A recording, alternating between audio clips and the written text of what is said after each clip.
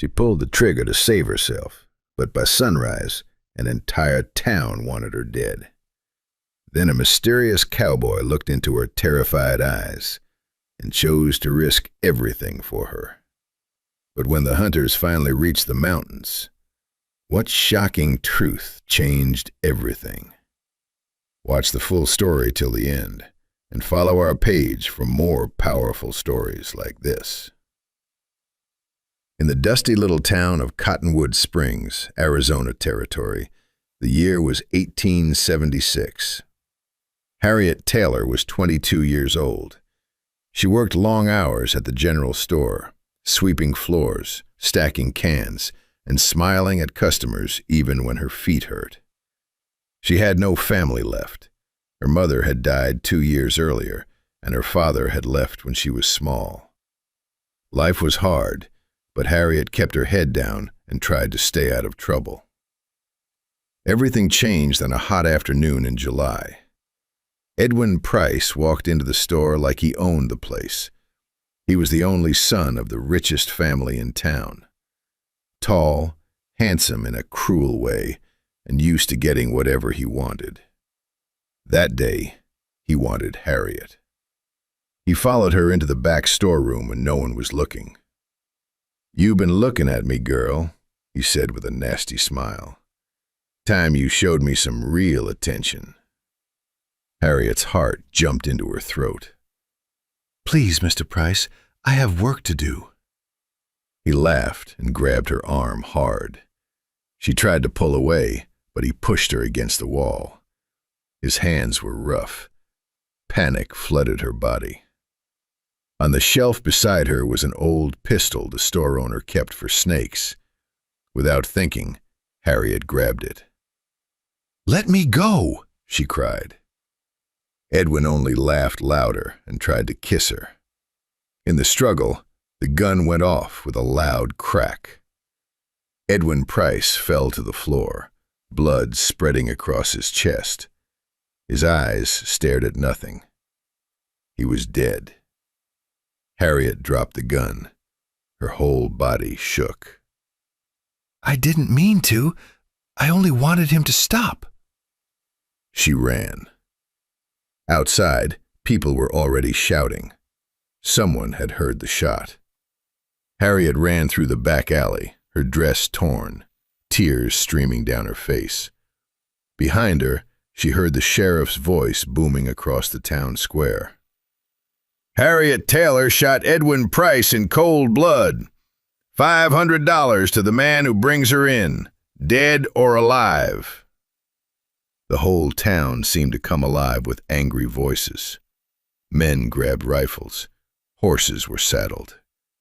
Harriet's legs burned as she ran faster than she ever had in her life. Her lungs felt like they were on fire. She could hear boots pounding behind her. She ducked into a narrow lane and slipped inside an old livery stable. The smell of hay and horses filled her nose. Her legs gave out, and she collapsed behind a pile of saddles, sobbing quietly into her hands. A low voice spoke from the shadows. "You look like you've seen the devil himself." Harriet's head snapped up. A tall man stood there, leaning against a post.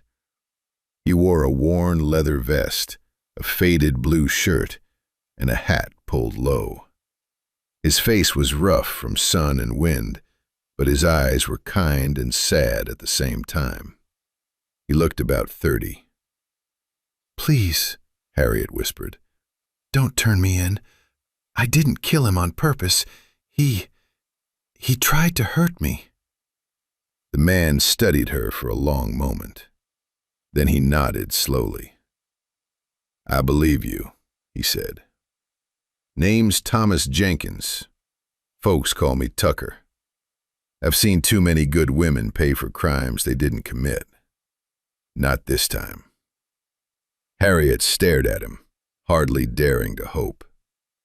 "You'll help me?" Tucker walked to the stable door and looked out. Gunshots echoed in the distance. "We don't have much time. Can you ride?" She nodded.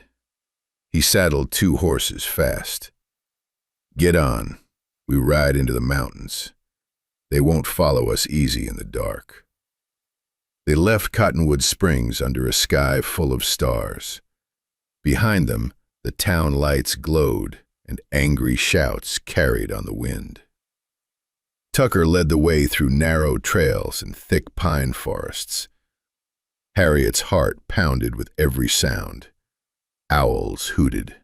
Branches cracked. Once, far behind them, they heard men shouting and horses galloping. Tucker pulled her horse close and whispered, "Stay low. Don't make a sound." They rode all night. By morning, they reached a hidden valley high in the mountains. An old log cabin stood between tall pines, half hidden by rocks. Tucker helped Harriet down. Her legs were shaking so badly she could barely stand. "You're safe here," he said gently. "For now." Inside the cabin, dust covered everything. Tucker lit a fire in the stone fireplace. The warmth slowly filled the small room. Harriet sat on a wooden chair, hugging herself. Tears kept coming. "I'm so scared," she whispered. "They'll hang me if they catch me. I didn't want to kill him. I just wanted him to stop." Tucker knelt in front of her and took her cold hands in his big, warm ones. "I know that feeling," he said quietly. "Years ago, I watched a woman hang for killing her husband. Everybody knew he beat her every day. She only fought back once. But his family had money. She died anyway. I swore I'd never let that happen again. Never let that happen." Harriet looked into his eyes. For the first time since the shooting, she felt a tiny spark of hope. Days turned into weeks. Winter came early to the mountains. Snow fell thick and heavy. Tucker taught Harriet how to survive. They hunted rabbits and deer. She learned to cook over the fire, simple stews and cornbread. He fixed the leaking roof and chopped wood until his hands blistered. At night they sat by the fire. Harriet told him about her lonely life in town. Tucker shared more about his past, the woman he couldn't save, the guilt that still lived in his chest. One night, snow tapping softly on the roof, Harriet said, "You didn't have to help me. Why did you?" Tucker looked at the flames. His voice was low. "Because when I saw the fear in your eyes, I saw her again. And this time, I could do something." Harriet's heart felt warm for the first time in months. She reached out and touched his hand. "Thank you, Tucker." Christmas came. They had no presents, but Tucker found a small pine tree outside and brought it in. They decorated it with pine cones and bits of ribbon from an old saddlebag. Harriet made a simple meal of venison and potatoes. After they ate, they sat close to the fire. "I've never had a real Christmas," Harriet said softly. Tucker smiled. "Me neither. Not like this." He looked at her for a long time. The firelight danced in his eyes. Slowly, he leaned forward and kissed her. It was gentle, careful, full of all the feelings they had been too afraid to say out loud. Harriet's tears fell, but this time they were happy ones. She kissed him back, wrapping her arms around his neck. "I love you," she whispered against his lips. "I love you too, Harriet," he answered. "More than I ever thought I could." The months passed. They grew closer every day. They laughed together. They argued about silly things and made up with hugs. Tucker taught her to shoot straight. Harriet taught him to dance slowly in the small cabin. Outside, the world still hunted them. But inside those 4 walls, They built a little world of their own. Then spring arrived. The snow melted. Green grass pushed through the earth. One morning, an old man on a tired horse rode up to the cabin. His badge said Territorial Marshal. His name was Jacob Hale. Harriet froze in fear, but Tucker stood tall beside her. "I've been looking for you two," the marshal said. He pulled out official papers. "The case is closed. Witnesses came forward. The doctor confirmed it was self-defense. Edwin Price's family tried to hide the truth, but too many people saw what kind of man he really was. Harriet Taylor, you're a free woman." Harriet's knees went weak. Tucker caught her. She cried in his arms while the marshal smiled kindly. "There's more," the marshal said, looking at Tucker. "Your father passed away last month in Colorado. He left you his ranch near Fort Collins. It's a big place, good land." Tucker was quiet for a long moment. Then he looked at Harriet. "What do you say? Want to start over? Together?" Harriet wiped her tears and smiled through them. "Yes, more than anything." They rode down from the mountains hand in hand, no longer running, no longer afraid. 5 years later, the sun was setting over a beautiful ranch in Colorado. Golden fields stretched to the mountains. Cattle grazed peacefully. A little boy named Thomas Jr. ran across the yard, laughing, chasing a puppy. Harriet stood on the porch, one hand resting on her round belly. She was expecting their second child. Tucker walked up behind her, wrapped his strong arms around her waist, and kissed her neck. "Happy?"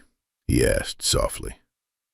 Harriet leaned back against his chest and watched the sky turn pink and orange. "More than I ever dreamed possible." Tucker turned her gently to face him. "I told you once I wouldn't let the world hurt you again. I meant it then. I mean it now." She touched his face. "And I'll spend the rest of my life loving you for it." They kissed as the sun dipped behind the mountains. The past was gone. The future was bright. And in each other's arms, they had finally found home. Thank you so much for watching this story all the way till the end. If you enjoyed it, please hit the like button and share it with your friends. It really helps us a lot. If you want to watch more exciting stories like this, don't forget to subscribe our page right now. Tell me in the comments, where are you listening from and what time is right now? And if this story touched your heart, please send some stars. Every single star gives us huge motivation to keep creating more amazing videos for you. See you in the next story. Take care of you, friends.